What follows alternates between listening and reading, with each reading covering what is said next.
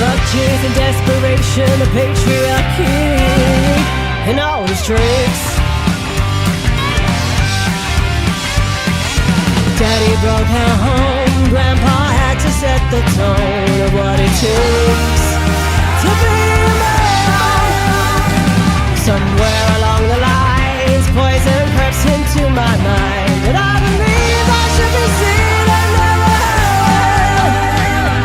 I lost my voice, but I can't stand the silence. What I face won't be easy, no longer hiding. Coming straight for you, but you shoot me down, gonna take mine. I lost my voice, but I can't stand the silence. What I face won't be easy, no longer hiding. Coming straight for you, but you shoot me down, gonna take mine. Take mine.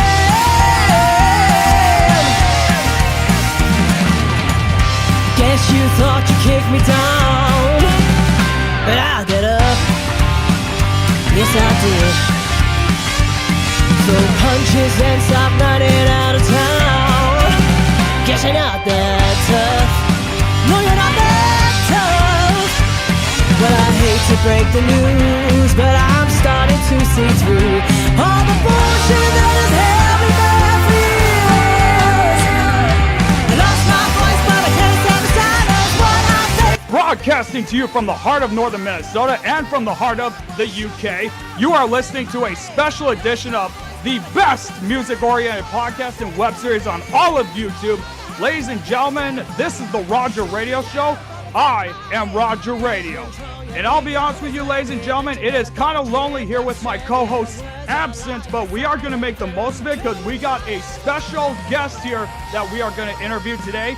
And ladies and gentlemen, this here is Natalie Hills. Natalie, who goes by her stage name Nat Hills, is a country rock artist from the UK. And let me see if I can quickly get her information here, if I may. I've got to find where the website is. Here's a little background for her. Nat Hills hails from Essex in the UK. The link to her website and all of her social media will be in the description below. She hails from Essex in the UK. Nat began her live music career in 2017 as the frontwoman of Blackwater, a 5-piece rock and indie band, and later with Crossroads, a 3-piece country rock acoustic group that took her to audiences beyond the UK. Nat took a creative pause in 2020 before returning to the spotlight with her Miley Cyrus tribute, reigniting her passion for live performances. What began as the Rhinestone Cowgirl, a heartfelt nod to her love for country, soon becomes something more. Surrounded by independent country artists and kindred spirits, Nat realized she hadn't just found a genre, she found her home. And Nat, I just want to say, welcome to the show. Thank you so much for coming on.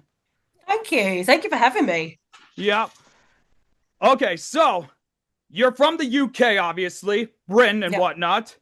Tell us this. What is a typical day like for you when you're not doing music? Like, what is like your downtime like? I don't actually ever have any downtime, unfortunately. Oh, okay. I wish I did. No, I'm a mum. So, and my daughter's 10, and I actually home educate my daughter. She doesn't go to a mainstream school. Oh, okay. So my downtime is teaching time. And then if I'm not doing that, I started learning how to play guitar in August. So I'm often just kind of like tinkering on my guitar now. Oh, okay, I got you. So what is it that you teach your daughter mostly? Like history, math, English? Like what is the one thing that you love teaching her the most? So she is incredibly artistic. So she's more down rather than the music side of things, she's more into comic strips. Oh, okay, I got you.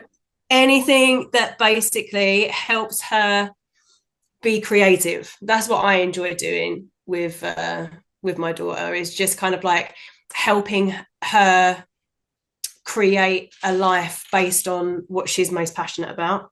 Okay, I got you. So it's not just so much about the teaching aspect that helps you bond, but it helps you bond with your daughter a lot more. 100%. Yeah, it's great. It's great to have that. And she's also like my biggest support, but my biggest critic as well. So I know that if I ever need like honest advice about something, then I ask her. No one is more honest than a 10-year-old child. Oh, without a doubt. I have nieces and nephews myself, and Yeah. oh my God, like I used to be a radio DJ at a community station here in my hometown, and oh my God, the criticisms that I would get from my nieces and nephews, like, why are you playing this? Why are you playing that? Why are you not playing music like this or like that? I was like, there is a reason the FCC exists. You know? Ugh. Okay, so another question that I like to ask is, what would you say is the one thing you are known for the most when it comes to like your family and your close friends? Like, what type of personality are you known for? Like, what's your personality like? I mean, I'm the person that people come to if they want honest advice. So I used to see it as a bad trait. People used to think I was too opinionated. But the problem, well, I don't think it's a problem. I think it's a good thing. I can't lie. Yeah, that's the same for me too. Like, that's the same with my friends. Like there's a reason why a lot of my friends and my family like me is because I am not someone who's bullshitting them like some of the other people who I knew who were just people that were just seen as frauds and scammers. That kind of thing. Yeah, I mean, I never want to hurt anybody's feelings. So I'll always find a positive way to spin something. Oh yeah. But people will come to me if they want honest advice, or actually, the other thing is that I'm a really great listener. So people know there's no judgment with me. Yeah. It doesn't matter what you do. If you're my friend, that's fine. I've got your back. And they know that they can come to me and tell me anything. Oh yeah. And I don't repeat it because 9 times out of 10, I don't retain the information. Yeah, that's the same for me. Like sometimes I'll forget things like the next week or whatnot. But so I always had a tendency or whatever, like because of my learning disabilities, I was not able to take a lot of like psychology and sociology classes. But a lot of people said that apparently I'm kind of good at psychology in some kind of way. Like I understand a lot of people's problems because like, we're all human beings. We've all had our fair share of problems and mistakes and issues that we deal with every day. But it's just a matter of, you just got to keep pushing forward, look forward to the next day kind of thing, Yeah, you got to be able to adapt. And we're probably quite similar in that respect that, I've always been really good at adapting to my surroundings. So, I know that I can't ever really let anything affect me too much. Yeah. I've just got to keep going. Yeah. I mean, in my honest opinion, I never tried doing that a whole lot. Like, will I get mad at something? Of course. But, I try to, like, just be like, hey, it's all in the past kind of thing. Like, you just got to keep moving forward kind of thing, Yeah. Okay. So next question that I have is like, well, we obviously all had childhoods and growing up and whatnot. What can you tell us about your childhood and what it was like growing up in the UK? Like, tell us a little bit about yourself. Okay. I mean, I don't know how different growing up in the UK is to growing up in the US, but for me, and actually I talk about it a little bit in Shoot Me Down, but my dad was kind of like absent. So it was me, my mum, my dad until I was about 4, and then that he kicked us out of our family home. It was not a great relationship between him and my mum. It was quite a controlling relationship. Oh. So he kicked us out one day. I can still remember that. It's actually my first memory that when I go back, I can remember like some quite bad things that happened. And we went and lived with my mum's mum and dad, so my nan and granddad. Okay. So we lived there until I was I think I was about 8 before we moved back to our original family home because my dad wasn't there anymore. It was my mum's house and he was kind of living in it for a bit, and then that was that. So my family's always been pretty close knit, like on my mum's side. It's quite a big family. And then I have a sibling-wise, I've got quite a few actually. So I have my half-sister on my mum's side. So my mum married after my dad. So I had my sister who I grew up with. And then I have another sister that was my dad's, but this is a crazy, crazy story. So I knew about her when she was born because I was 4, Okay. but she never knew about me. She didn't actually know, and she didn't know that she had an older sister. So she found me. She located me via Facebook, I think about 3 years ago now. Okay. So that was great. So we've got a relationship, and she's got a little girl now as well. So I'm an auntie, and then Okay. I have another 2 sisters and 2 brothers on my dad's side that I've not met. Although one of them I will be meeting this year. So it's That's quite great. I don't know. Every family is a dysfunctional family. Oh yeah, without a doubt. Not all families are perfect, like it's the No. same for like my family. Like I was born in 1994, and it was, believe it or not, a week after Nirvana's frontman Kurt Cobain sadly passed away, and my parents were Yep. diehard Nirvana fans, and for many years my parents thought I was the second coming of him. Okay, incredible. Yeah, but I was like, And I I can could be see wrong. that. I could be wrong, and I'm a huge rock and roller guy. I listen to Nirvana a lot. Yeah. Basically, like I have 2 sisters of my own, and they all have kids. My sister Brandy, who is the youngest one, because I'm the baby of all 3 of us, and Okay. my sister Brandy has a daughter who is about, I think she's like in 9th or 10th grade right now at this point, and my older sister Skylar, she lives in the cities right now, and she has 5 kids. Wow. Yeah. But the only unfortunate part is that 5 of them were with 4 different guys. Right. Okay. Yeah. Well, no, that's why. Well, she dealt with meth use for a very long time, and that kind of Oh, played a wow. role in it. But we have 2 of them. The 2 oldest ones live with my mom now, and the other 2 are living with the grandparents of the twins, because she had twins, and then the 5th one's living with her down in the cities. Right. Okay. Yep. Yeah, it's hard. It's hard, isn't it? It's hard. But I'm just going to shut this door because my dog's starting to bark. One of them is. Yeah, go right ahead. It's hard, isn't it, when you're living with addiction? Yeah. That's something that I lived with one of my exes. Okay. And it's hard. It's It really hard is, yeah. to be in a relationship with that, and it's even harder if it's family. Yeah. As far as I know, last I heard, she got sober. She's doing a lot better now. That's amazing. Yeah, and but I haven't seen her in a very long time. Like I actually have not seen her since my college graduation in 2018. Wow. Yeah. So we've kind of been distant for a very long time, like there's been some distance and whatnot, even on for my cousins, my aunts and uncles. I'll see occasionally once in a while, but like sometimes you'll have families that just grow apart kind of thing. And like, whereas you growing up, they were all close, but then as you hit adulthood, it's like scattered out a little bit kind of thing, Yeah. Yeah. It definitely happens like that. Oh yeah, without a doubt. Okay, so the next question that I want to ask you is, what was it that got you into wanting to pursue becoming a musician? Like, what was it that influenced you? Because I've seen that you've, even reading in your bio stuff or your info on your website, you've been doing this for a while, but what got you into wanting to become a musician?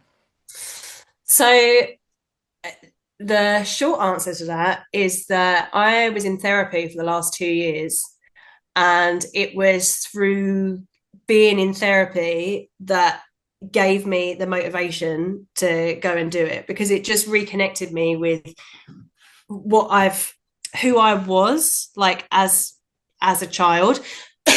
So it's within me. I've always been a performer. I've always wanted to sing. I've always been musically led.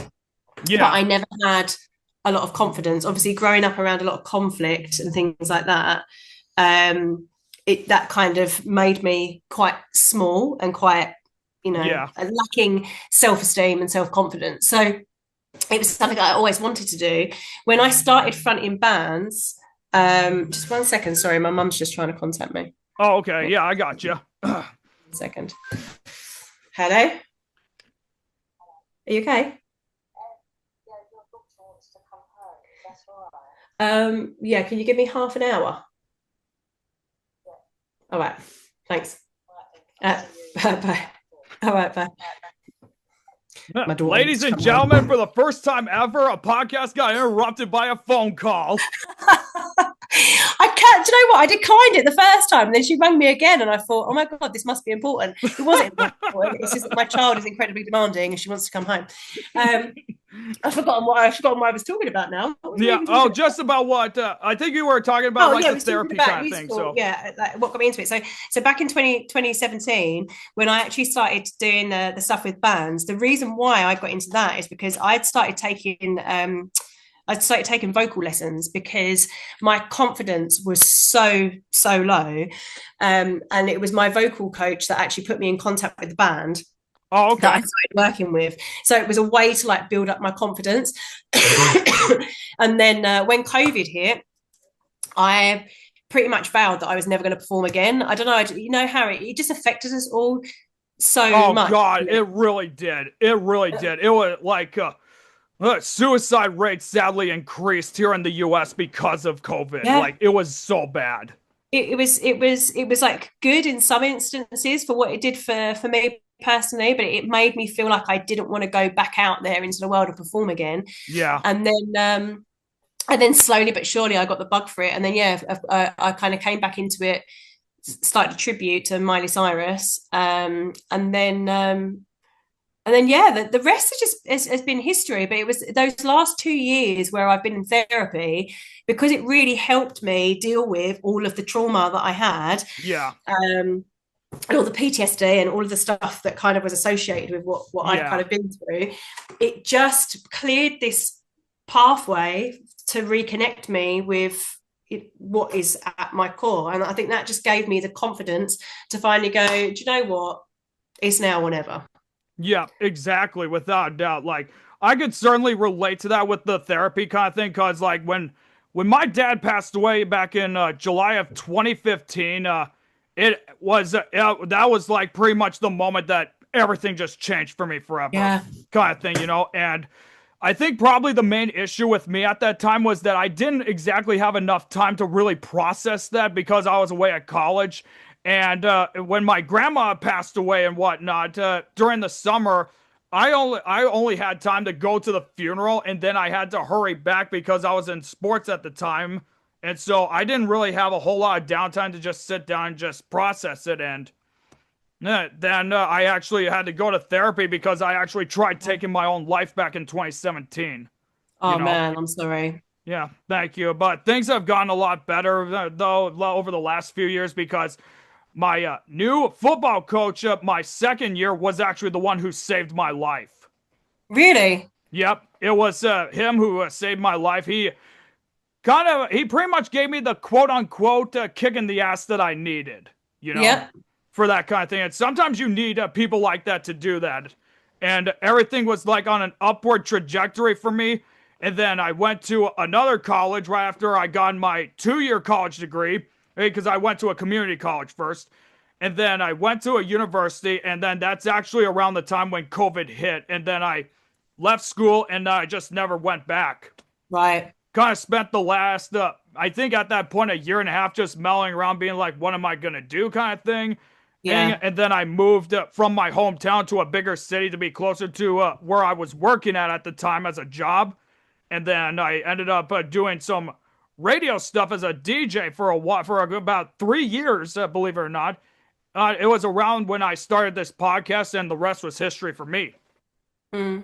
Hey, and I got a chance to meet a lot of local artists and big performers because we have a music festival that we do here every year through my radio station that I was at, and we got some really big names that were here. That's really good. It really is, yeah. Yeah, even if you checked my Instagram, you could see some of the pictures on there too, you know? Yeah, I will. I'll check that out. Yeah. All right, so you started your music career as the front woman for Blackwater, which I find so ironic because one of my favorite video games, Red Dead Redemption, there is a town that's literally called Blackwater, so I'm sorry if I'm laughing at it. Yeah, so Blackwater was a 5-piece rock and roll and indie kind of band. What was it Yeah, yeah. like being in that group, and how much did you enjoy being a part of that? Oh, I loved it. And there was such a nice group of guys as well. And it can be. I've always found myself in like really male dominated environments. Oh yeah, So it can be quite daunting, I think, like as a woman to be like literally just surrounded by men all the time. But I've been really yeah. fortunate that every kind of band that I've been a part of, or yeah, any project like this I've been a part of, they've all kind of become like dads, Okay, I got you. you know. So Yep. it was a nice environment. They looked after me very well, and I'm still in contact with all of them. They're just not a band together anymore. They've all kind of gone their separate ways, and they're all in Okay. different bands now. Was So it that they just wanted like a different direction? They were just you guys were all just like, Blackwater, like we did what we could, let's go our separate ways kind of thing, like, or I think it was there really like a was. really bad breakup that happened? No, not at all. I think it really was. COVID had a lot to play in it. To be Okay, honest. I got you. And then yeah, different things happened in different people's lives, and it just kind of fizzled out. It wasn't really like a breakup or anything. It just stopped Okay. existing as Yeah, it was. But we all still support each other. okay, I got you. So I obviously could not find any music from them online. You guys never made any songs or anything like that, or were you No, guys it just was, did it was a covers covers? band. Yeah, no, it was a covers band, and Okay. and and the same with Crossroads. Actually, we with Crossroads we did used to have a YouTube account, but it was me and two guitarists. And I think one of the guitarists was the one that actually had the access to the account. And I think he shut it all down. So Okay. that's a shame because we had loads of videos. I've got some of them, like on my YouTube, but Okay, we had that's loads of good. really good ones. Yeah. Um, It was yeah, yeah. And yeah, but it was called Crossroads, 3-piece country rock acoustic group, and yeah. it wasn't just like with Blackwater. Did you really enjoy that too? Oh, yeah. I mean, it was they were very different. I Oh, loved them. okay. They were very different. So with Blackwater, it was like it was no stress. It was just fun. We enjoyed getting together, jamming and stuff like that. With Crossroads, and I'm still very good friends with the other band members. It was a completely different environment. So the two guys that were in Crossroads with me, they were from Hungary. Oh, okay. The Oh, Hungarian Hungary. people, yeah, they Woo! are fucking crazy That people. is insane, without a Yeah, doubt. and they are crazy. I love them for it, but they're crazy, and they're very passionate and they're very particular. Yeah, And so it got that was more. We're still friends, but that was more stressful yeah. because of the fact that everything had to be a certain person in the band's way. Rocco, everything had to be his way, and we had to sing the music that he wanted to play all the time. Oh, okay, yeah. And so yeah, so there was a lot more heated debates. Okay, Um, so pretty yeah, much it was like so Blackwater, everything was all just an even playing ground, but with yeah. Crossroads, it was like basically a controlling environment for somebody saying either we play this song or we don't perform at all, kind of thing.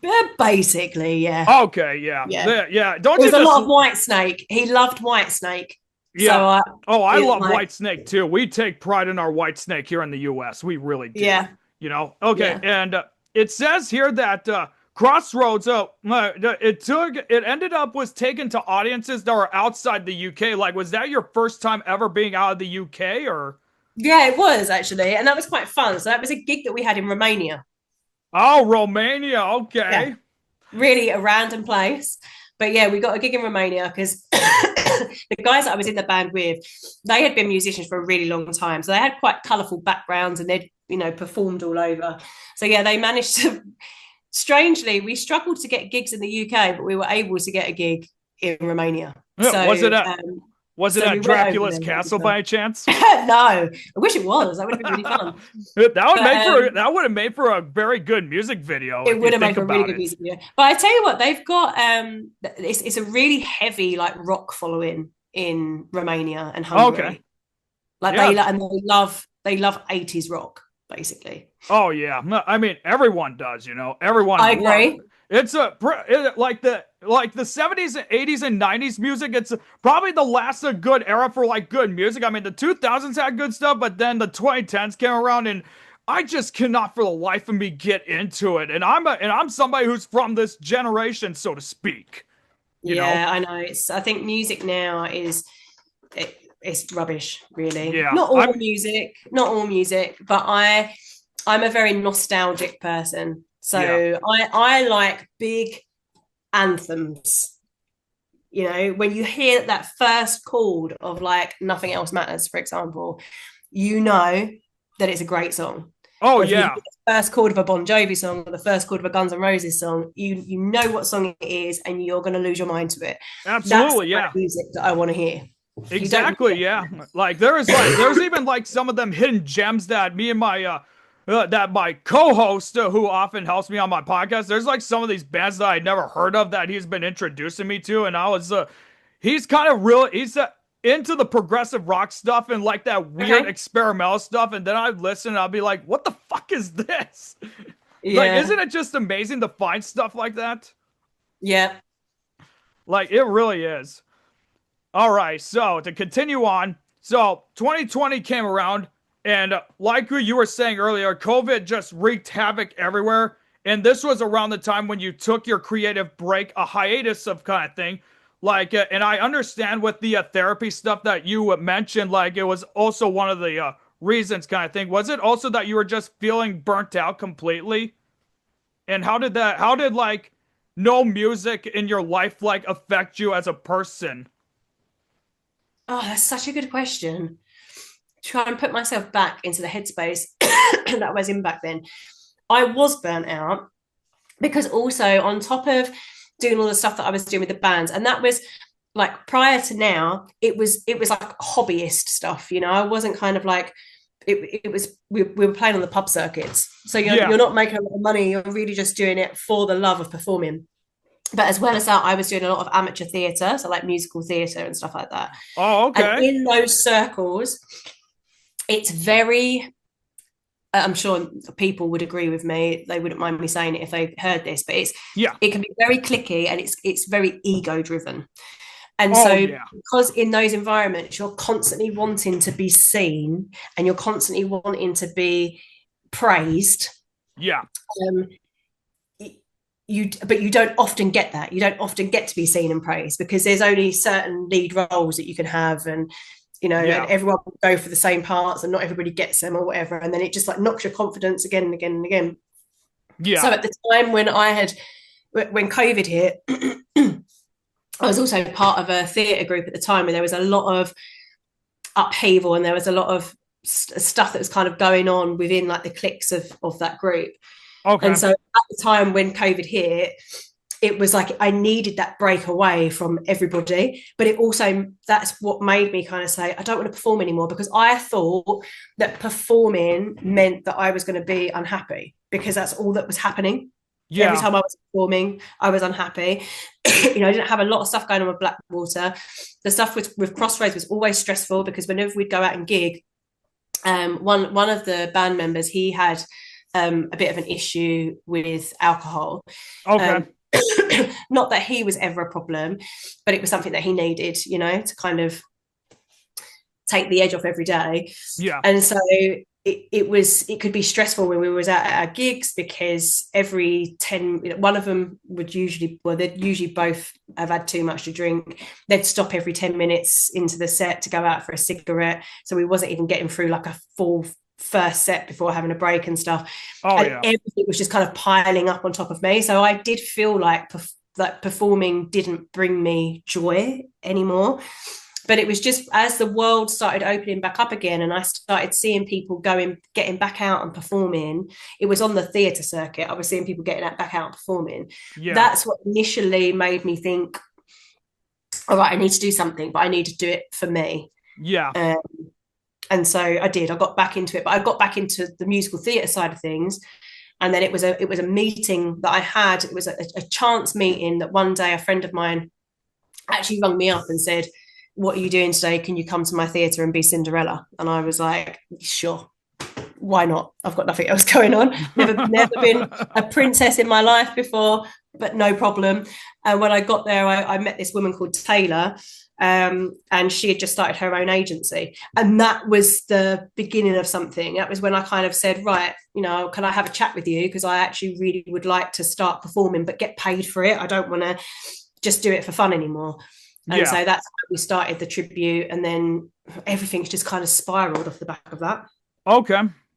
Yeah, I mean, it's the one thing about 2020 is that, oh my God, it was in America here in the U.S. It was considered the worst year that America ever had since 1968 because, like, in addition to COVID-19, we had like all these unfortunate deaths of Black Americans out here, Of course. and our president, who unfortunately is back in office, like he just did not make things any better. And then the final nail in the coffin was when January 6th happened, and that was just such a horror show right there, you know. And Yeah. that made all of us here in America question, like, are we really on the verge of just completely breaking apart? Like, we were literally on the verge of just shattering completely for the first time since the American Civil War, without a doubt, you know. Yeah.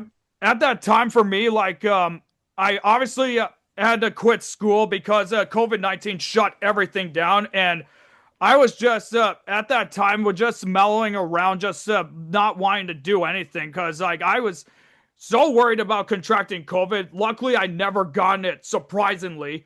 But there was like a period in my life where I was just locked away in my bedroom for maybe 2 straight months, Wow. without a doubt, you know? And then all of a sudden, everything, like, and then I was like, you know, I gotta do something with my life because I'm no longer in school. I need to do something with my life. So that's when I ended up getting a job. And then I moved from Hill City, which is my hometown, to Grand Rapids, which is where I currently live at now. We're about 60, 70 miles west of Duluth, or the Twin Ports, as we like to call it. And like I said, everything just went from there, you know. Yeah. You know, it's just so insane. And I can understand what the egotistical part of it with bands. Like, there are so many bands that unfortunately shattered because of that. Like, Pink Floyd, in my opinion, is one of the greatest examples of it. It started as a huge collective of four guys, you know, Roger Waters, David Gilmour, Nick Mason, Richard Wright. But then as the years started going, and it was, I watched a documentary about it, or a bio about Pink Floyd. But I am a diehard Pink Floyd fan myself. Okay. And it was around when their album Animals, which is my most favorite album, was being created, is when everything just fell apart for their chemistry and whatnot. And that's when Roger Waters started becoming more controlling and be like he is the only one who was calling the shots, basically. Yeah. You know, and yeah, that's pretty much what it was, you know, like. But in his defense, though, however, the other band members didn't have much to contribute as far as lyric-wise because they spent 1978 working on their solo stuff, so they didn't really have anything to contribute. And this was around when they started working on their album, The Wall. Oh, okay. And then there was another example. The Smashing Pumpkins is another example, too. Ooh, a band from Chicago. They actually just did a song with Youngblood, actually, as a matter of fact, which is Did they up really? on YouTube. Youngblood is everywhere at the moment, isn't He it? is, yes. Yeah, he is. And I've listened to it, and I thought it was great. And I thought he was amazing during that Ozzy Osbourne tribute at the MTV VMAs, which me and my co-host did cover on this podcast here. So, Okay. but yeah, the Smashing Pumpkins back in those days, like, it was Billy Corgan who was controlling everything, and he was the one who wanted to be the spotlight kind of thing, to be interviewed the most. Everyone else was not being interviewed at all. They were just sitting back there being quiet, like they were just there for just show and whatnot, while Billy Corgan was the one calling the shots and blah, blah, blah. And even during those days, he did not want to give anyone equal songwriting rights. Because how it goes is like when they're recording music, the songwriters get an extra percentage of royalty payments because they're the ones that wrote the song. So they get like Billy Corgan said in an interview he did with Joe Rogan that it was at that time like 5-10 extra cents per sale that he was making as a songwriter for like everything, and he was the one writing everything. So Yeah, you often find that though, don't you, with any kind of like band or group, there's always, and I guess it has to be that way. There's always a ringleader. Yeah, pretty much. Probably the greatest example of how to not be a ringleader, Guns N' Roses. Right, yeah. And don't get me wrong, I'm a huge Axl Rose fan, and even looking Yeah. back on some of his antics, it's actually very hilarious. Yeah. It really is. It's funny because I'm a massive Guns N' Roses fan, and shoot me down. What I did with that is I took my acoustic into to the producer and I said I want an opening like Welcome to the Jungle, so that it's very Guns N' Roses inspired, because I said that's what I want. Well, And I did weirdly, not the even producer, realize that. yeah, I think probably you'd hear it now if you went back and listened to it, but Yeah. that's what I wanted. And funnily enough, the producer that I worked with, it turns out that Welcome to the Jungle was his first dance for his wedding. So he loved it, like Yeah. he really was like channeling every member of the band. We take a lot of pride in Welcome to the Jungle here, because when I was doing high school football, that was one of our main anthems. It's just such a great track. Like Yeah, there's so many great Guns N' Roses songs, and what I love about them as well is they're all so different. Yeah. There's no real like Guns N' Roses because you know Axl Rose's voice. Oh yeah. But if you were to compare like Welcome to the Jungle with Live and Let Die, for example, they're completely different songs. Yeah. But I have to say, well, I don't suppose I have to say it, but I will say it. I saw Guns N' Roses live. I think was it after COVID? I don't know. All the years mold into one, but it was within the last kind of like 5-6 years. And I'm really sad to say it was like the worst concert I've ever been to. Yeah. I mean, it's the one thing is like with some of these classic rock bands, like they start really strong and then they have some really bad endings. I mean, Jane's Addiction, their last performance was like one of the worst that I've ever seen, because that was around when Perry Farrell ended up hitting Dave Navarro because he had a meltdown of sorts. And they just recently settled out of court because the other band members sued Perry Farrell for it. And they ended up making a statement saying, we have reconciled, we have settled out of court, but Jane's Addiction will be no more. So they are done right now. Yeah. But it's it was, a shame, isn't it? yeah, it was so bad. Like Perry Farrell, it took him literally a year to apologize for that, because he was going through like some other stuff. Like he was feeling so burnt out with all of it too, And even considering that, of course, he is now in his like late 60s or whatnot, what do you expect? Yeah, and also I don't think people realize like how much it takes out of you. I mean, I'm obviously not like not yet, not yet, but I'm not like a touring musician, right? I can't imagine how it must feel to be living on the road, because I feel tired just through doing. I work weekends, so any of my gigs, I am very energetic in my gigs, so I put a lot of energy into everything that I do. And if I do 2 gigs in one weekend, I'm spent. Like that is me kind of done. So I can't imagine how hard that must be to be living in a touring band kind of thing. Yeah, I mean, probably one of the best examples that I could see with that is Radiohead. Right. Yeah, because Tom York, he was growing more increasingly depressed because he was feeling so burnt out by it. And this was actually around the time when they were making their third album, OK Computer, because they were touring for the Bends. And we actually did do an album review of OK Computer, but it is amazing that even that album, you cannot imagine how much of an impact that album did for us here in the US. Okay. Because it pretty much laid the groundwork for saying like, yep, this is what it's going to be like in the year 2000, Wow. Okay. I love this. I love your music knowledge, by the way, because you're making me want to go away and listen to some old albums. Well, that's what the Roger Radio Show is about. It's about music. Even my logo is like a fist with drumsticks, I know, I can see it. It's great. I love it. But even then, like I got a huge. I got some of my vinyl records here that I collected. I mean, Okay. here's Led Zeppelin's Presence right here. Here, and Oh, actually, my this partner would love that. He's a massive Led Zepp fan. He's got Robert we Plant tattooed on his we leg. take a lot of pride in Led Zeppelin. This here is my Yeah. dad's copy right here, and this album here, Presence, is turning 50 years old, and we're gonna review it in the future. Oh, amazing. Yep, up and then Electric Light Orchestra. This is the album that has my number one favorite song, my theme song, actually, Don't Bring Me Down. And I fucking love that song so much. Okay. Every time I go to the bar and they're doing karaoke, they would start playing that song on purpose because they know I was going to do it. Oh, I love it. Yep. And then Animals by Pink Floyd, my most favorite one here. And back in December was the 49th anniversary since the album cover was taken, and there is a really good backstory with that. Okay. Dark Side, obviously, we did do an album review of this one here, and oh my god. So in addition to drinking, I do use marijuana, and this is a great song to get, a great album to get high to.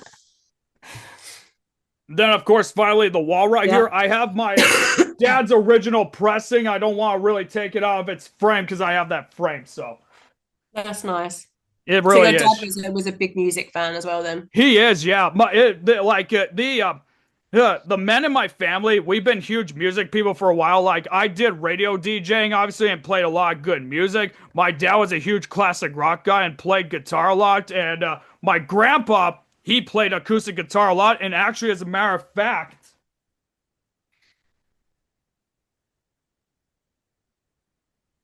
Nice. this here's my grandfather's Epiphone, and this thing's 50 years old. Wow. Yep. That's awesome. It's obviously out of tune, so. But it's this here is my biggest treasure right here. So Yeah, that's really cool. it really is. So I figured you like that mainly because you're a country artist. So Yeah. put that back there. Alrighty. So I think I'll ask you another question here, and then we'll take a quick break if you need to call your mom and all that. So. Oh yeah, no, it's fine. I sent her a sneaky text. Okay. Yeah, that's all fine. Yeah. I'll ask you one more question. We'll take a quick short break if you want to, because I often try to do like intermissions and all that. So, Okay. all right. So, you took your hiatus. You wanted to get your energy back. What was it like to be doing theater and all that? Because I did see it looked like rehearsals for Evita on your channel, I believe. Oh yeah, I did do Vita. That was this year. No, last year. Sorry, we've gone into another year, haven't we? Yeah, last year was Evita. That was one of the last shows that I did. I also did Calendar Girls last year as the musical. Oh, okay. And that was my last musical for a while.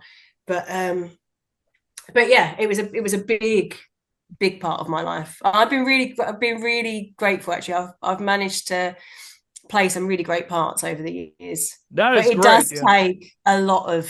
it takes a lot of energy. Yeah. Well, I mean, especially when you have to do rehearsals and all that. I myself was in drama club in high school. Okay. Unfortunately, it was there. I think it was only my sophomore year because it got cut, because of budget issues and all that at the time, but I really enjoyed it.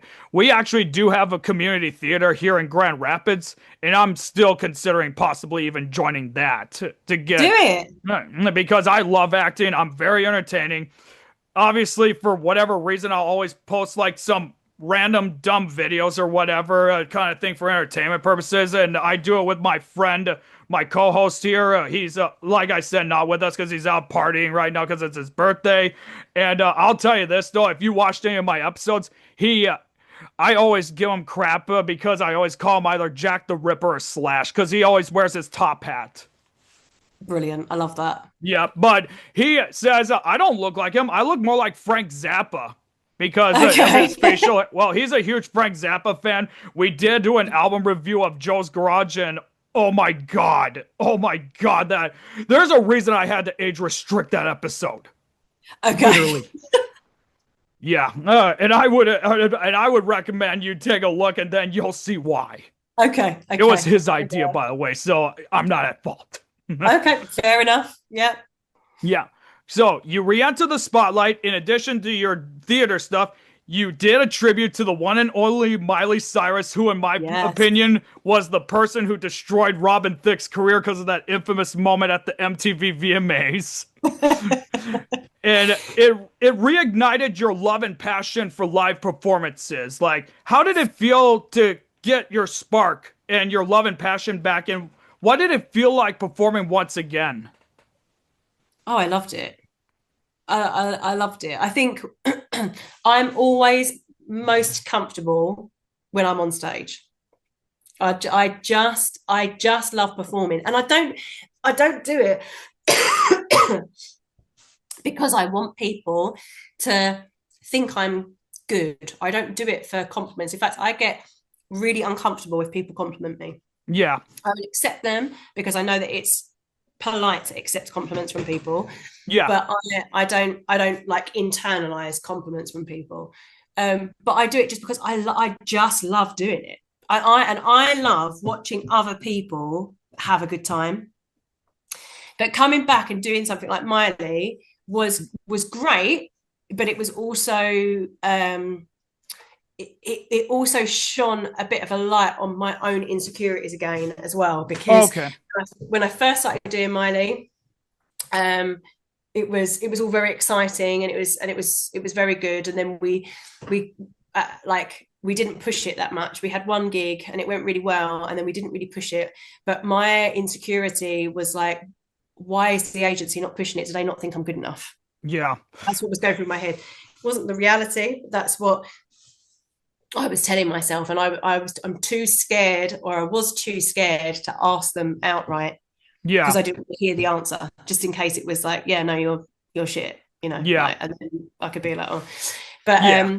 so yeah, so all last year I kind of took control of it myself. I took it away from the agency that I was working with, and I really pushed Miley, and I got some great promo, and I did some really good gigs.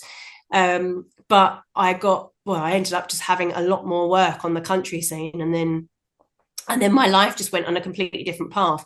Weirdly, next year, no, not next year, this year, I forget we're in another year. Yeah. New This year, Year. I have loads of, so confusing. This year, I have lots of Miley gigs, and majority of them are Hannah Montana. And I turn 40 this year, so I'm going to be a 40-year-old Hannah Montana prancing around. But listen, it pays the bills, right? This is, Yeah, and this is it pays the bills, and it could even potentially give you like more school books for your daughter, so you could teach her some more yeah. stuff. And I mean, she loves Hannah Montana, so so that makes my daughter really proud that I'm Hannah Montana in. So Yeah. yes, it's funny. But actually, as of yesterday, I've also just launched a Shania Twain tribute. So No, I think she's going to be the one going forward. we Miley will all always be there. we all love Shania Twain, man. Yeah, Who doesn't love like every Shania? time when I was listening to that, I would just I'll let you finish that in case of you laugh and whatnot. But I always, every time when I feel like a woman always plays, I always start singing to it. Honestly, when I sing that song at every gig that I do, and it's always the men that go more crazy for it than the Oh women. yeah. I don't know what they put in that song. That don't impress me much. Whatever they put in those songs, it's like a drug to people. Oh yeah, without a doubt, without a Crazy. doubt. Like Shania Twain, she is just so amazing. Like I love It listening is. to '90s country music. Like I'll be honest with you, like there is not a whole lot of good country music out there today, but there is still some good hidden gems. Like I'm a diehard Jason Aldean fan. I'm a diehard Carrie Yeah, Underwood fan. Florida yeah, Georgia Line, Rascal Flats, I love the hell out of. I yeah, really do. And also, and now you bring up Hannah Montana. It's like growing up, seeing some Hannah Montana because I don't watch a whole lot of her, but then to see what she did at the MTV VMAs, dude, it's like childhood ruined engaged. If you think about it. Especially in this day and age, where it's like all these people who you idolize growing up, like I did, and then all of a sudden to see what happened afterwards, like, oh my God. I think that there's like a massive lesson in that as well, and something that I've always been careful not to do is been really careful to never idolize people. Yeah. because you just no, I always just think of things as like we're all human at the end of the day. We all come in the same way, we all go out the same way. There's no Yep. hierarchy. No one's better than anybody else. I think it's fine to be inspired by people, but Yeah. to become like fanatic over something, I always Yeah. think try and just give yourself that little bit of space between you and whatever it is that you're worshiping, because the problem is with worship is that you're saying that that person or that object or that deity or whatever is so much better than what you are, and it's just not the truth. Yeah, exactly. You know, like it's the one thing is like, oh man, I just lost my train of thought. Just give me a second. I was gonna say That's like, fine. you know, it's the one thing about it is like, I try to be careful not to do that anymore. And oh, I just remember now. Not only Yeah. that, but you don't want to be like a too obsessive kind of fan. I recently watched a documentary that was released for Eminem called Stans, which is on Paramount Plus. You know, and Okay. obviously the song Stan that he did, which is my fifth all-time favorite song. You know, like the song "Stand" pretty much it pretty much says it all. You know, it doesn't need to explain a whole lot to you. You just gotta listen to the lyrics and you'll know what what Eminem's talking about. You know. And obviously, we've seen a good instance of like crazy fans doing a lot of crazy stuff, and it resulted in tragedies, you know, which is sad. You know, there was like I think I remember hearing about 9 years ago or something like that of a gal who had a YouTube channel and she sang like covers herself, you know, and there was a crazy fan who tragically killed her while she was doing autographs and doing fan meetups, you know. So you never know what could happen, and that's why I always get scared for like musicians and artists, you know, and why they should have more and more security around them. Yeah, and Joe, what is really interesting is just going back to when you was asking me earlier about, you know, what kind of got me into doing music and things like that. Yeah. The biggest question would be, why has it taken me until, or why did it take me until I reached like 39 before I actually started pursuing like a proper career? I was probably 37, 38 when I first started. Okay. And it's because my first ever musical inspiration was John Lennon. Yes. And I remember my mum telling me I must have been about 5 or 6, like I was young. And I remember her telling me that he had died before I was born. Man. And also that he had died at the hands of a fan. And when you're a child, you internalize things just without question. Yes. So I always had this belief that being famous or being a singer equaled danger.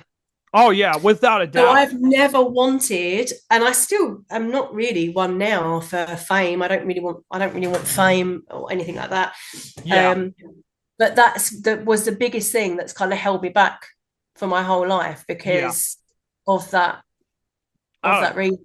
Yeah, I totally understand, you know, like, and I'm a out of all the Beatles, so like my dad listened to them, but my dad always was a diehard John Lennon fan, and my dad actually was a high school senior when he learned that John Lennon died. Yeah. And he said that it was a big turning point as far as it went for like his favorite music and whatnot, because like John Lennon, there was a reason why he is one of the most influential ever, because his words that he said in all of his songs really backed up what was going on out there in the world.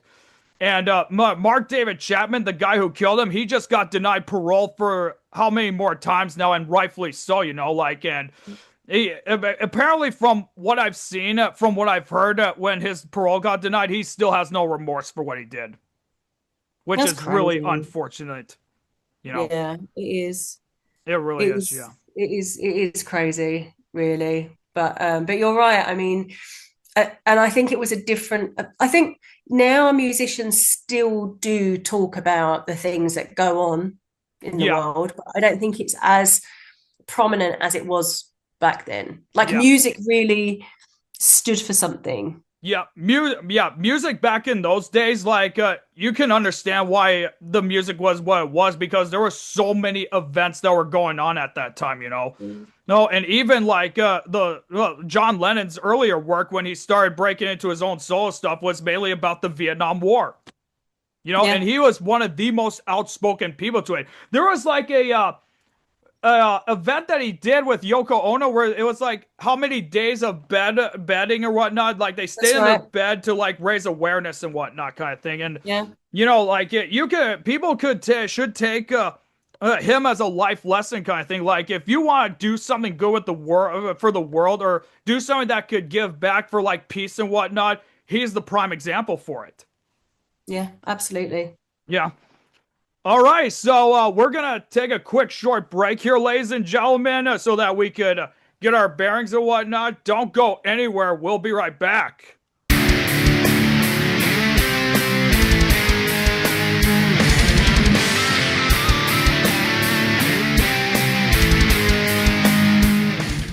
Ladies and gentlemen, I tell you, after a long, stressful day, you know sometimes it's just good, relax, and just enjoy the weekend while you can. In this case, for me, music-wise, honestly, I have to enjoy my weekend by just sitting back and having me some Post Malone Oreo cookies right here. Now, this here I've never tried before, but because I'm musically inclined, I have to try these. Holy fuck, that actually looks good. Take a look at that.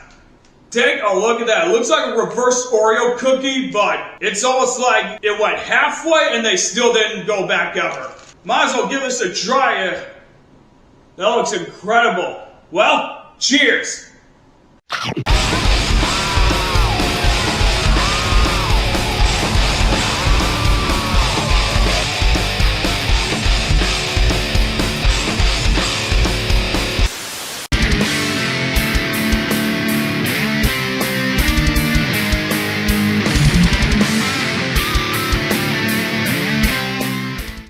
Welcome back, ladies and gentlemen, to the Roger Radio Show. I am here with country artist Nat Hills, and we are going to get back right into it. How are you holding up so far? Good. I'm enjoying it. Hell yeah. That's awesome. Okay, so according to your website, it says that you got nominated for Best Vocal Artist, or that's at least what it says. What award ceremony is that for? Oh, so it's a local award ceremony. So it's a company called the National Entertainment Awards. And I actually was up for Best Tribute last year for my Miley Cyrus tribute. And then I'm due to be performing as Miley at their award ceremony in Vegas this year in October. Okay. Yeah. What is it? How does it feel to be nominated for that and knowing that, you know, your fans are starting to really be like, you know, she does deserve this. Like, how does it feel? Oh, I mean, I don't know if people do feel like that. Maybe they do. It's nice to think that people are behind me. But yeah, no, it's pretty cool, to be honest. Like, the funniest thing is that I actually forgot. This is how unego driven I am. I completely forgot that I was up for this award. The ceremony is the end of this month, and I actually had to message somebody yesterday that wanted to book me in for that date and say, I'm really sorry, I've just remembered I'm actually up for awards that day and I've got to perform at this ceremony. I had forgotten. Because it's not good. You know, I'm so grateful that I'm up for it. It's just because I don't know. I don't think about stuff like that. Yeah, I mean, even then, like, I'm looking at your website, and even then, there's like some good reviews that are on here for you. Like, one of them is absolutely fantastic performer. She is amazing, puts on a show, and has everyone up dancing and singing our hearts out to our favorite country songs. Another review says, absolutely love Natalie. She is a phenomenal performer and knows how to put on a show. Looking forward to seeing her again in the future. And finally, there was, highly recommend Natalie. More than just a great voice, Nat also brings huge energy and is ultra professional. I mean, even then, like, it's very nice to have that kind of stuff, but with the ego kind of thing, I could certainly understand that. Yeah, I mean, even when you just read those out, I was like, oh, that's really nice that those people said that about me. Yeah, well, I mean it is on your website after all. Yeah, I mean, I put it on there because, like, obviously, I want people to be able to look at my website and know that they can trust the person behind it. So it's really important when people do reviews. But I guess I don't ever think too deeply into it. When people do leave me reviews, when people do say nice things, it means a lot. It means so, so much. But I think because I still don't, and I don't think I will ever be somebody that looks at myself and goes, "You're a phenomenal performer." Yeah. I mean, you're pretty great at what you do. Yeah. Like I'm never going to be that person, but I appreciate the fact that people recognize that I do put my heart and soul into everything. I will say this simply, and this is just my opinion right here. I do love the fact that you say I'm not a great performer. I consider that as like, it gives you like the push and motivation, you know, that what can I do to get more better kind of thing. You know? Oh my gosh, completely. Yeah. I one of my favorite sayings is like, if you're the smartest person in the room, then go and find a different room. Oh yeah, without a doubt. So next question. You have released 2 songs so far, Shoot Me Down and A Winter's Tale. A song with the latter part being a song you did with Dan Jones. I do love Shoot Me Down, and a Winter's Tale, I'll say, is very relatable to us up here in Minnesota, you know, and all that. Like, how did it feel to make those really good tunes and to release them for everyone to listen to? Scary. Shoot Me Down was a really scary one to release because that was the first song that was like my song. Okay. And I didn't know how it was going to be received. It was received really well, so I was really happy about that. And that's still the one that I continue to kind of push now and try to get a lot of airplay on. Yeah. A Winter's Tale meant a lot to me because, I mean, all my songs are based on personal experience. They're all real stories that have happened to me. But A Winter's Tale in particular was something that was really important to me. And working with someone like Dan, I mean, I'd never met him. At the time when I messaged him and asked him if he wanted to work together on a song, I'd never met him. Okay. I didn't know him at all, and he didn't know me. And it just turned out that it ended up being such a great pairing. Like, he's a really great guy, and he did such an incredible job with actually taking the time to understand what that song was about. Yeah. And then creating the right track for it. Yep. The only thing I would say is I feel like we did a lot to kind of like try and promote it, but it's not been streamed much at all, which I think is really sad. I know it's only been out for a couple of weeks. Yeah. But we missed something. We missed something on that in terms of promoting it. I'm not quite sure what it is, but hopefully in the future it'll get streamed a lot more. Yeah, I mean, like you said, it just got released, you know, and sometimes, you know, like it's not a full guarantee for it to immediately come. You just gotta be patient with it at times. That's it, 100%. Yeah. Yep, and I've listened to some of Dan's stuff. He is pretty good. Dan's amazing. He's really good. Yeah, he's really great. So I've watched the music video for "Shoot Me Down," and some reason, I don't know if you ever watched the music video for Dire Straits' song "Money for Nothing," but it almost reminded me of that because it's almost CGI-like.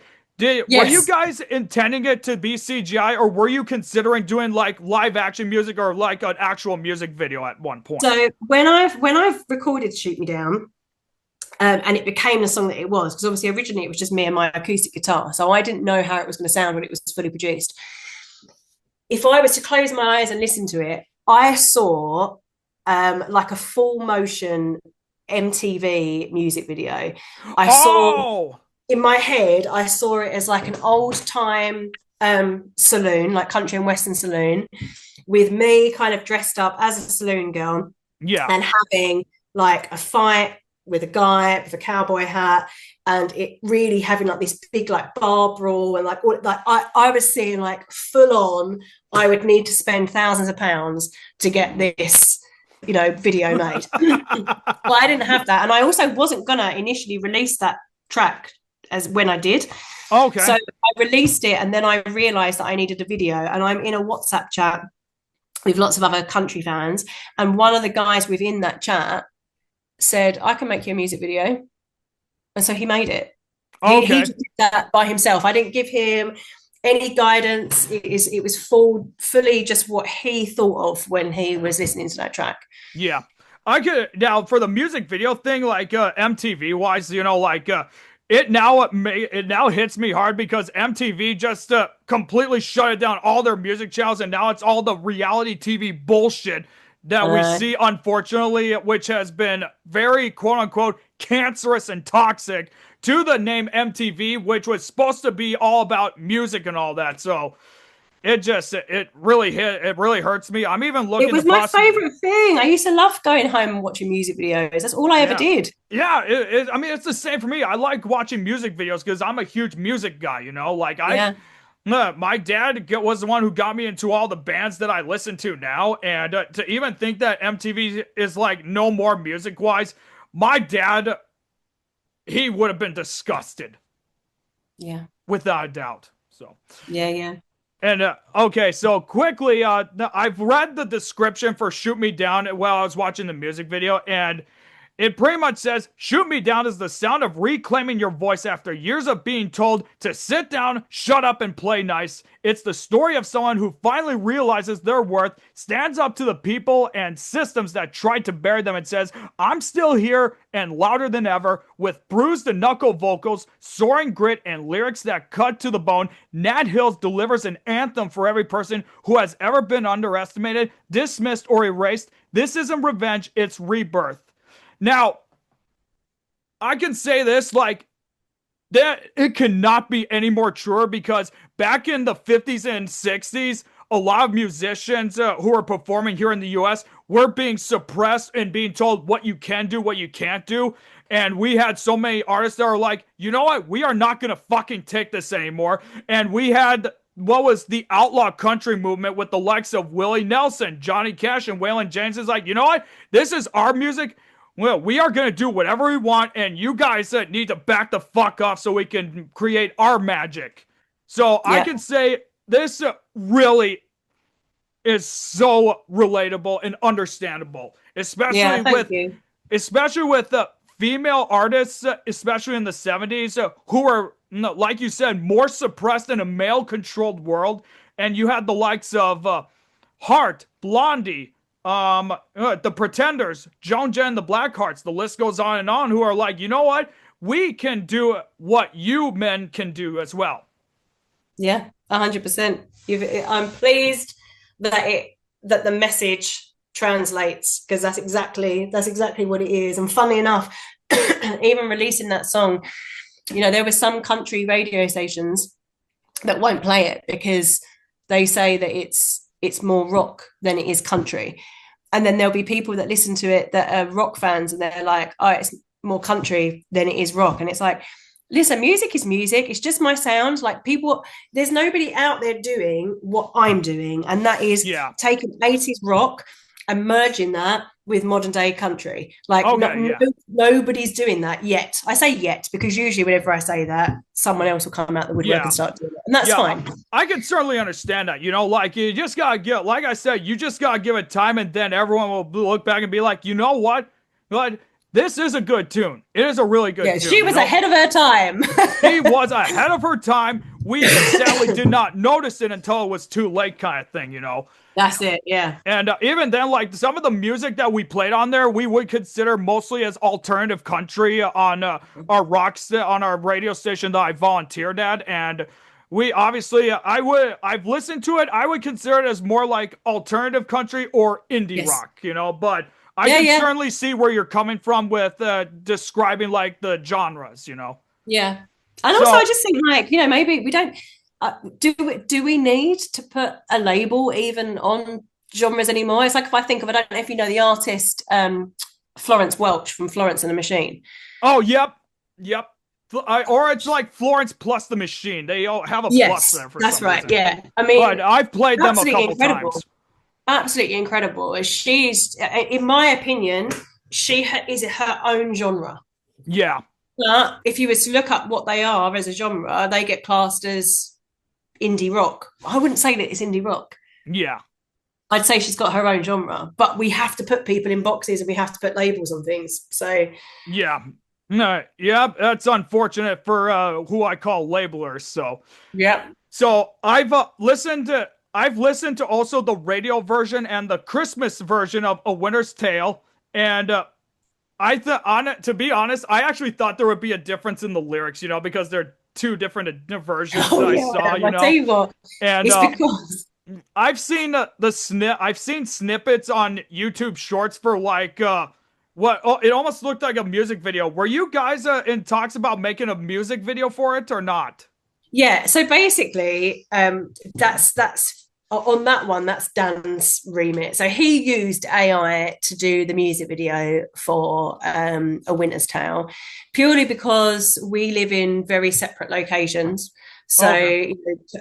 the timing that we gave ourselves to release it, we didn't have time or a budget to get together and make a music video. So Okay. he just decided to use AI to make that music video. But Yeah. he had very clear instructions from me around what the characters needed to look like and what was going on, because that song is based on something that happened in my life. So although we were creating, so although we were creating two fictional characters, those two fictional characters are actually me and one of my exes. And it was trying to portray the environment that we lived in. Wow. Isn't it just amazing how music can do that? Yeah. Like it's you were telling like your own personal story, or at least giving a retrospect on your personal life kind of thing of what happened a long time ago. I know that a lot of like Pink Floyd stuff, like during what I called their Big Four era, like Dark Side of the Moon, Wish You Were Here, those were influenced by their former co-founder Syd Barrett. Okay. And especially with Brain Damage from Dark Side of the Moon, The Lunatic is on the Grass, The Lunatic is in my head. That was them talking about Syd Barrett's declining mental health. Oh, okay. Yeah, and like I said, if you have time to look that up, you'd be surprised how much info you can find for like songs. And well, I'm going to, because you know that so Miley Cyrus's recent album that was inspired by Pink Floyd. You're kidding me. So I'd be really interested to hear your take, actually. I think if you can go and listen to Miley's latest album, I'd be really interested to hear whether or not you can hear the influences, because I don't know enough Pink Floyd music to know of that. But there's that album. And then also she did an album years ago called Miley Cyrus and Her Dead Pets. And that was also inspired by Pink Floyd. And it's off the wall, that album. I love it. There's some great tracks on there. But it's a lesser known album because what's the name of her new album? God, do you know what? I should know this. I can't think about it at the top of my head. Let me just check. Because now I might have to take a look at it, and I'll even send you a message, be like, yeah, here are my thoughts on this. I would love to hear your thoughts on it. I can't think of the title of it. I'm just trying to look it up at the moment. Yeah, I'm sure you can find it on YouTube Music. That's how I find everything that I need. So even when I'm doing my album reviews, so. Looking on Spotify, but for some reason she's not coming up. Miley, come up, girl. Something Beautiful, is that what that is called? Yeah, Something Beautiful. Something beautiful. Okay. So I would love to hear whether you think you can hear the Pink Floyd in it. And then I also Miley Cyrus and Her Dead Pets. That's got a lot of inspo for them. All right, I got those. And she actually did. She added some extra songs to Something Beautiful. Okay. She wrote one for her dad, and she had. Oh God, my brain's just gone. What's his name? Leslie, the guitarist from Fleetwood Mac. Oh yeah, I know who you're talking about. Who was it again that you said? Is it Leslie? Lindsey Buckingham. Lindsey Buckingham. I'm really bad with names. Yeah. Really it's all good. Yeah, heck, New Year's Day actually marked the 51-year anniversary since him and Stevie Nicks joined Fleetwood Mac, and what we saw was probably the most drama-filled band in music history. I know. Silver Springs. What a song. Yep, Silver Springs is a good one. I've listened to the White Album, but it does not compare to Rumors. No, well, that's one of my favorite albums, and I've got the album cover. I always think it looks like me and my partner Dave, Okay. because he's got that. If I can ever show you a photo of the pair of us, Oh it yeah. always makes me laugh because I think it is literally us. Yeah, I have a vinyl of Rumors, and I just don't feel like getting up to grab it, but you know No, what it looks don't. like, so. No, I know it. I've got a T-shirt with it on. Oh, okay.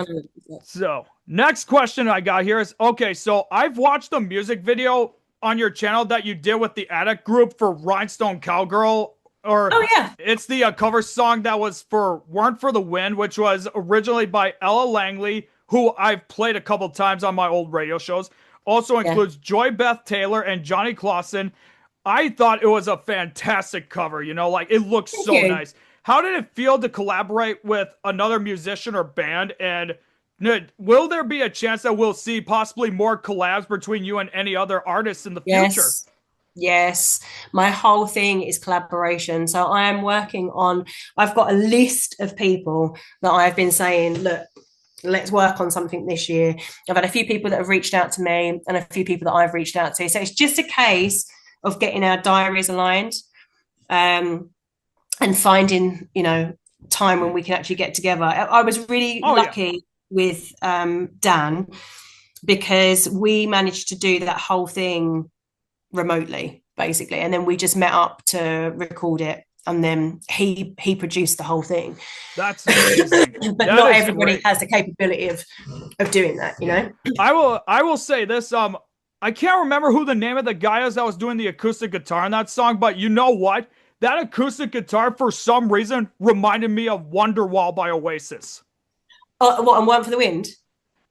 Yes, the acoustic guitar, even though it was So country and Tom, folkish, like it almost reminded me of the acoustic opening for Wonderwall. yeah, no, I hear that. Yeah, Yeah. no, so that's a guy called Tom. He is Tom Wilson. He's absolutely incredible. He's also an independent artist in the UK.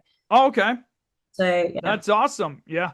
So I've checked out some of the covers you did. You did covers for Blondie, Lainey Wilson, Pink Floyd, Dido, Whitesnake, Alanis Morissette, Daft Punk. The list goes on and on. Yeah. What is your most favorite cover that you did? Oh, oh, that is a really good question. They're really good I, covers. They really are. oh, thank you. That's the thing. I will cover any genre, really. I think one of my favorite songs to sing, if I'm doing Miley, then my favorite is to cover her covering Heart of Glass, so Blondie. Oh my That's God. always good But fun we to have a do. we have a local band here called Twist of Fate. A big shout out to you guys, by the way. And I've helped them a few times, getting airplay for their music that they've created, and they're still talking of making more music. And anytime when I'm at my favorite hangout spot at the Eagles Club, it's a bar here in Grand Rapids, and every Yeah, time they'll perform, they're always playing Heart of Glass, and oh my God, I love that song so much. it's such a great song. Funny thing, Um, another funny thing I can tell you is that my high school prom date literally looked like Debbie Harry. oh wow. Yeah. Yeah. Very And nice. yeah, and she was one of the most popular gals at the time too. Yeah, I bet. Yeah, Yeah, she Debbie was like Harry right is here. I was kind of like in awesome. the middle of the pack kind of thing, but Okay. Oh I wow. was she told me in the years following that I was the only one who had the guts to ask her to prom. Well, good for you. See, confidence goes a really long way. Exactly. It's a really Exactly. long way. Yeah. No, I don't know. I think that's a really good question. I feel like I need to go away and I need to think about what my favorite. I'll tell you what song I love singing, and I never, ever, ever, ever get tired of singing it, is Carrie Underwood, Before He Cheats.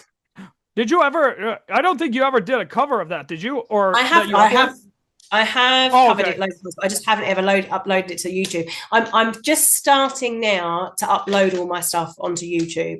It's kind of my thing for this year. I'm going to make sure that everything I'm uploading everywhere else, I'm uploading to YouTube. Yeah.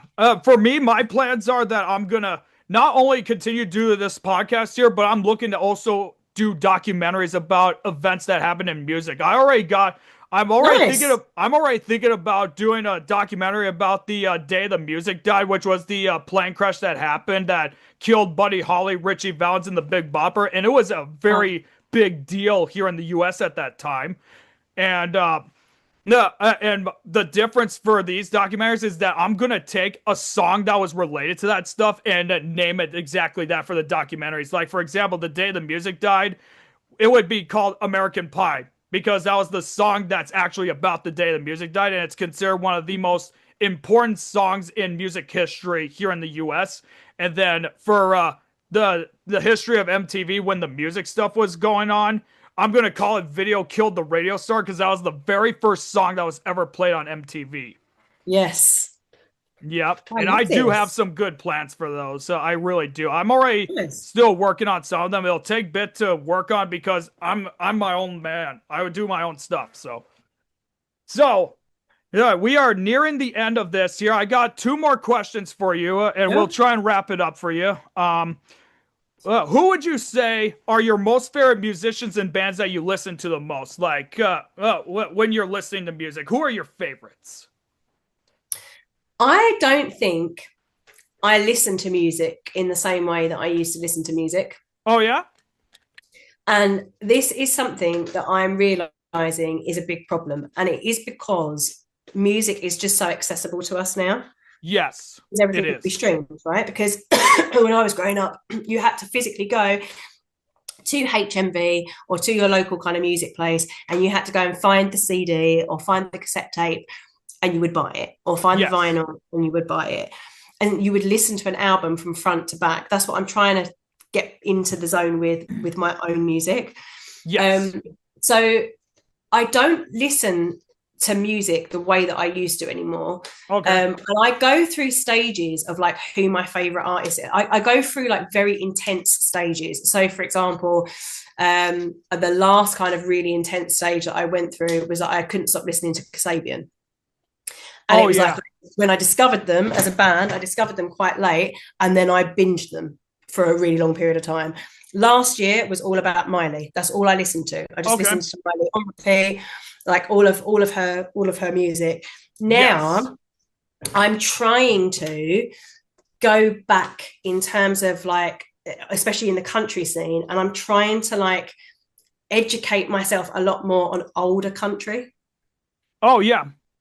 because that seems to be what people want to hear. So I want to kind of go back and listen to a lot more older country, and hopefully I'll get inspired by that. But I'm actually more inspired by listening to the stories that you've been telling me about Pink Floyd and things like that. That's made me want to go and listen to their music. I want to Yeah. listen to music when there's a story involved. So There. the So. most recent album that I've listened to quite a few times is Lily Allen's new album.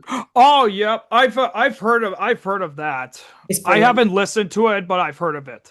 It's so good. And the reason why it is so good is twofold. First of all, it's a true story, and you're basically it's like you're listening to your best friend telling you what's happened in their relationship. It's very, very clever. But Without a doubt. also, Yes. because she's done it as in a story, you can't really just listen to one song in isolation. You want to listen to the whole album from top to bottom because you Yes. want to hear that full story.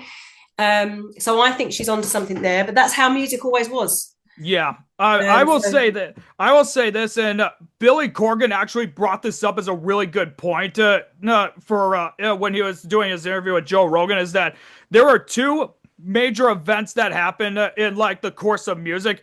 Is well, the first one was when the record companies were trying to rein MTV in for controlling their music, and when they tried to rein in MTV because they were doing whatever they wanted, MTV basically told them to fuck off and take a hike, and that's what kind of started leading to reality based stuff coming in.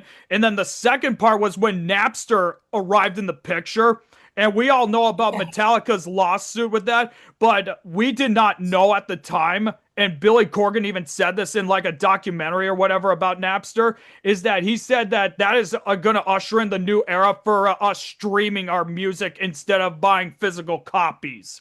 And we are now in that day and age where we could just simply pull it up on our phones, like either on Spotify or YouTube, and just listen to it whenever we want to. it has ruined music, because even now, like I try to listen more to independent artists as well, Yes. and like support my friends, and whenever someone's releasing a new track, I will go and I will listen to their track. But what I've noticed is, even though I will be singing their songs, there's quite a few of my friends that have released music, and I will walk around the house singing their songs, but I Yes. don't go out of my way to re-stream their songs. And I feel like it's because it's there. Yeah. It's It's there just whenever I basically want it. there. It's just basically there, like But perhaps, I could certainly understand where you're coming from. Me personally, I do appreciate that, they're online if you can't buy them or whatnot, but at the same time, I can certainly understand why you yeah, feel that you feel. Like even then, like Metallica, when they went after Napster, a lot of people were accusing Lars Ulrich, the drummer, of being extremely greedy, and he still gets asked about this in every interview he always does. And he was always be like, it has nothing to do with the money. It's the fact that they did not ask our permission to do what they did, especially because it started out actually when but they were working on the song I Disappear for the Mission Impossible 2 soundtrack.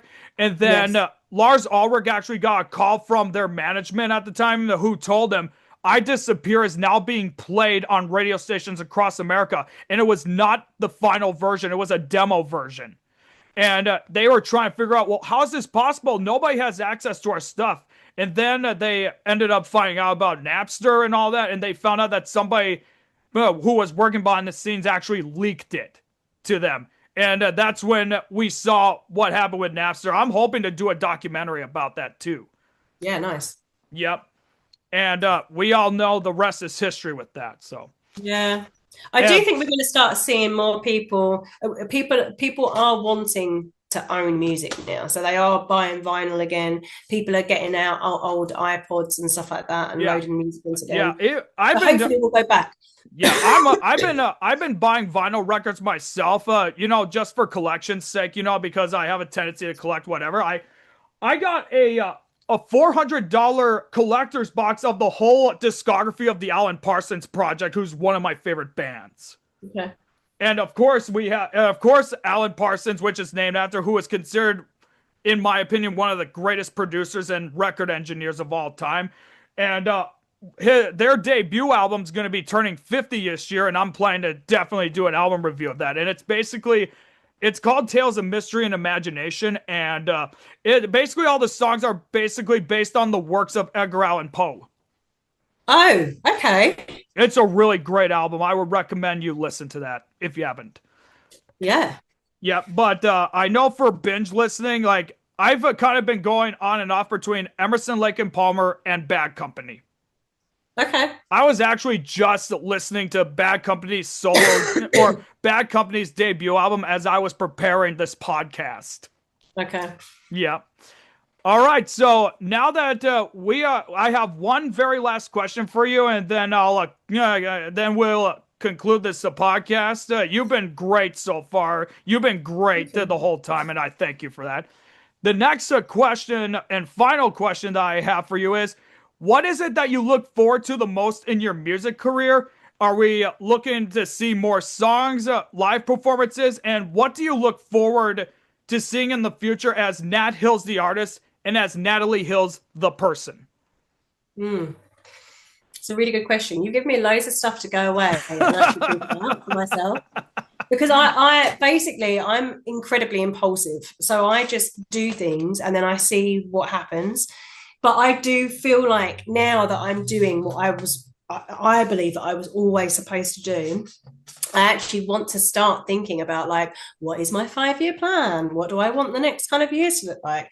And all I can say at the moment is that this year of putting my music out there is all about making sure that the stuff that I've experienced through the first 40 years of my life wasn't in vain.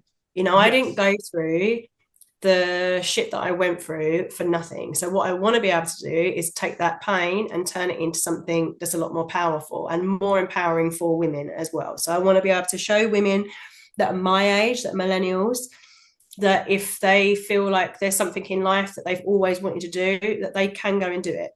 Like, you only you only ever miss the chances that you didn't take, right? So yes, I'd rather be that kind of pillar of like hope. And then for women, younger women, for them to kind of be able to hopefully listen to my music and understand that they don't need to try and find their value in anybody else. So yes, I think really for the next year, there is more music coming out. There will be lots of live performances and stuff, and I hope that by the end of the year I'm in a position where I can start having little concerts that are just my music, and it's not a case that I'm just doing, and I say just, I love my pub gigs, I love going out and I love singing covers and I love having fun with everybody, and I don't think that that's ever going to change. But I would like to be in a position by the end of the year where I'm at least able to put on maybe 1 or 2 performances where people are just coming to hear my music. That would be really cool.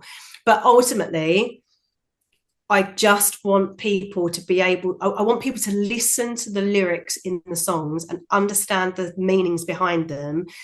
And I want that music to be something that they can lean on or they can use as a way to help them move forward. That's why I'm doing what I'm doing. Instead of oversharing on the internet, I'm putting it into music. I'm putting it out there, and then people can take what they want and leave the rest. Wow, I think that is a great answer right there. That is such a great response right there. And obviously, like I've listened to your stuff. You got really good stuff, and I look forward to seeing what else you can do, in the future, And yeah, that's all I can really say, like, thanks, Roger. Thank you so much for coming on, like everything that you said, like I feel that. I really do feel that. Thank you. Like I normally don't show a lot of emotion in my face, but I can feel it right here. Like I really can. You know what? Don't worry, Roger, because I'm exactly the same there. And it's been in fact, it's one of the lines, one of the lyrics in the next song that I've got coming out, is that I've always been victim to my faces, because I don't show a lot of emotion on my face, and I don't mean it. And so for a lot of my life, I was always told, oh, if looks could kill, or like smile or what have you. I mean, I've actually got a top on that says smile, but yeah, it's hard when you've got an expressionless face in a world where people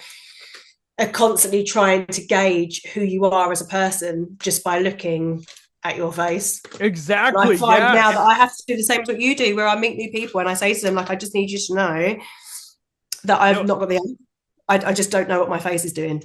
Yeah, exactly. Like for me, like I've met a whole lot of people. I met some really great local bands and artists, and it's been an incredible ride doing what I did, and I look forward to seeing what I do for this podcast here, and just see where it goes, just take it all in, take it one day at a time, and that's what everyone should do, I agree. So that being said, ladies and gentlemen, thank you so much for watching this special interview with Nat Hills. I encourage you all to go check her out on all of her social media and her website. The links to everything will be in the description below. And if you want to see more content from me in the near future, subscribe to the Roger Radio Show today, and subscribe to my other channels and follow me on all my social media. The links to everything will be in the description below. Nat, do you have one final thing you want to say? Just thank you for having me, and thank you for listening. And if you find me on socials, thank you for finding me on socials. And hopefully you'll resonate with my music. Hell yeah. And I look forward to seeing more of your stuff. I really do. Thank you. Yeah. Ladies and gentlemen, thank you all so much for watching. And as always, until next time, ta-ta for now.